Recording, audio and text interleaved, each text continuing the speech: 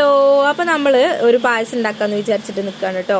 ഞാൻ ശർക്കര വെച്ചിട്ട് സേമിയ പായസമാണ് ഉണ്ടാക്കുന്നത്. അമ്പാടിൻ്റെ വാശിക്ക് ഉണ്ടാക്കുകയാണ്. അമ്പാടിക്ക് പനിയാണ്, അപ്പോൾ ഒന്നും കഴിക്കാണ്ട് പായസം വേണമെന്ന് പറഞ്ഞിട്ട് അങ്ങനെ പായസം ഉണ്ടാക്കി കൊടുക്കുകയാണ് കേട്ടോ. അപ്പോൾ ഉണ്ടാക്കിയിട്ട് എന്തുണ്ടായേ, ആകെ 2 വായ കുടിച്ചിട്ട് പിന്നെ കഴിച്ചതുമില്ലേ. ആദ്യം തന്നെ ഞാൻ നെയ്യിൽ വറുത്തെടുക്കുകയാണ് കേട്ടോ. സേമിയ റോസ്റ്റഡ് സേമിയ അല്ല കിട്ടിയത്. അപ്പോൾ അതുകൊണ്ട് ഞാനതൊന്ന് വറുത്തെടുക്കുകയാണ്. അതിൻ്റെ ഒപ്പം തന്നെ അപ്പുറത്ത് നമ്മുടെ ശർക്കരപ്പാനി ആയിക്കൊണ്ടിരിക്കുന്നുണ്ട് കേട്ടോ. അപ്പം ഞാൻ സേമിയ വേവാൻ വേണ്ടിയിട്ട് കുറച്ച് വെള്ളം ഒഴിച്ചിട്ട് വേവിച്ചെടുക്കുകയാണ്. നല്ലോണം വെന്ത് വരണം, വെള്ളം വറ്റി വരണം. അപ്പോൾ അങ്ങനെ വറ്റി വന്നിട്ടുണ്ട് കേട്ടോ. പിന്നെ പാലും ഞാൻ തിളപ്പിക്കാൻ വെച്ചിട്ടുണ്ടായിരുന്നേ. അതിൻ്റെ കൂട്ടത്തിൽ തന്നെ നമ്മൾ ശർക്കരയൊക്കെ ഞാൻ അരിച്ചു മാറ്റി എടുത്ത് വെച്ചിട്ടുണ്ട് കേട്ടോ. പാല് തിളപ്പിക്കാൻ വേണ്ടിയിട്ട് അങ്ങനെ അരിച്ചു മാറ്റി എടുത്ത് വെച്ചിട്ടുണ്ട്. പിന്നെ ഞാനത് വെന്ത് വന്നപ്പോൾ അതിക്ക് ഒഴിച്ചു കൊടുക്കുകയാണ്. നല്ലോണം ഒഴിച്ചിട്ട് ഇളക്കി കൊടുക്കുന്നുണ്ട്. അപ്പോൾ നമ്മുടെ ചാനൽ ഇഷ്ടമാണെങ്കിൽ ഒന്ന് സബ്സ്ക്രൈബ് ചെയ്ത് സപ്പോർട്ട് ചെയ്യണം കേട്ടോ. കുറേ മണ്ടത്തരങ്ങളും കാണാൻ നല്ല രസമുണ്ടായിരിക്കും കാണാൻ. അപ്പോൾ എല്ലാവരും ഒന്ന് സപ്പോർട്ട് ചെയ്യണേ. അപ്പോൾ നമ്മുടെ പാലൊക്കെ തിളച്ച് വന്നു. അപ്പോഴേക്കും നമ്മുടെ സേമിയ നല്ലോണം കുറുകി വന്നിട്ടുണ്ട് കേട്ടോ. ശർക്കരയൊക്കെ സേമിയയിൽ പിടിച്ച് അങ്ങനെ കുറുകി വന്നിട്ടുണ്ട്.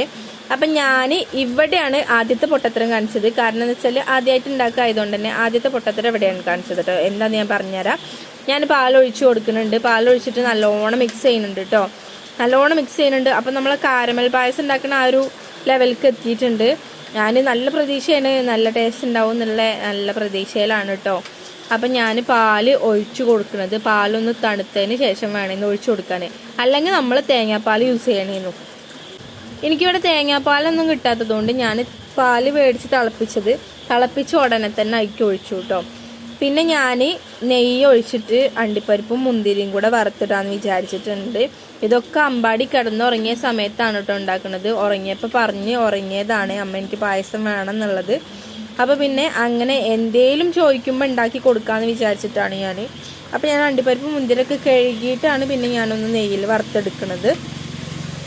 ഞാൻ വോയിസ് കൊടുക്കുമ്പോഴൊക്കെ നല്ല മഴ പെയ്യുന്നുണ്ട് കേട്ടോ. നല്ല മഴയുണ്ട്, അതുപോലെ തന്നെ ഇടി പൊട്ടണമൊക്കെ ഉണ്ട്. അപ്പം എന്തായാലും അത് വറുത്തെടുത്തിട്ട് ഞാൻ പായസത്തേക്ക് ഇട്ട് കൊടുക്കുകയാണ്. സംഭവം അടിപൊളിയായിരുന്നു കേട്ടോ. ഞാൻ കഴിച്ചു നോക്കുമ്പോൾ നല്ല ടേസ്റ്റ് ഉണ്ടായിരുന്നു. നമ്മളെ കാരമൽ പായസം കുടിക്കുന്ന ആ ഒരു ടേസ്റ്റ് ഉണ്ടായിരുന്നു. ഞാൻ ഡയറ്റിലായതുകൊണ്ട് അധികം കഴിക്കാൻ പറ്റിയില്ല, എന്നാലും ആഗ്രഹത്തിന്